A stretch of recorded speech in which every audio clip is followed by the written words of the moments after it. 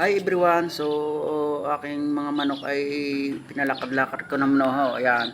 At ibinaba ko na muna sa tangkal. So yun, ayun ang mga kulay-pula. Mataas ang dapot ng hapunan. So aray, kaya tutuka-tuka ko muna yung aking pullets. Good hand yan. So yung talisayin, talisayin sunog. Yan. So kaya ano ho, nagpakita na si Haring Araw. Alam natin tag-ulan, kailangan natin ikanlong muna ang ating alagang mga manok. So animal disclaimer po tayo sa ating mga alaga. So kaya ho tayo mahal din naman natin, ayaw naman natin kung magkakasat ang ating mga alagang manok. So sundre tayo kung magpupursyo. Kailangan natin ilagay natin muna sa safety. Yan. So ngayon ay ipinalalakar-lakar muna ho yun. Yan. Yan ang aking manok na blaya. Kaya para ho natin pinatutuka-tuka ko muna ho. Pero ay sa buwan ng October, uupo na ho yan. Malapit na ho siyang umupo. Yan. Pwede na ho yan, babubahan. So ayun, nakakita na ako ng aking diyang ipapares. Yan. Yang sa aking manok na yan, sa aking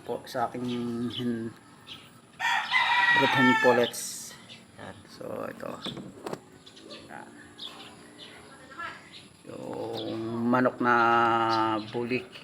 Doon tayo papalaki sa bulik para mas maganda naman yung kalalabsan ng ating Doon muna ho tayo sa bulik bago tapos meron pa ho doon sa sa TV ni Mrs. ng aking kapitbahay. Din lang makakausap na tayo magpabubaho doon siyempre para isang klase ho dito ng aming mga manok at kita't pilates ko na rin kung saan galing ang mga ating lahi. Yan Rehoy, dito tayo masyado tututok ngayon. Yan, palahi sa aking brood hen. So, palike and share naman ho na at comment naman itong aking video ito ng marami ho makapanood ng aking video ito. So, yan. So, pinalalakad at pinatutuka-tuka ko ho siya ng mga damo-damo muna. Yan. So, magaling ho tayo ngayon nagpapakita ng Haring Araw. Hindi ating palakarin mo ng ating mga manok at patukain ng mga damo-damo. So, yan. So magandang araw sa ating lahat. Tatapusin ko itong video ito.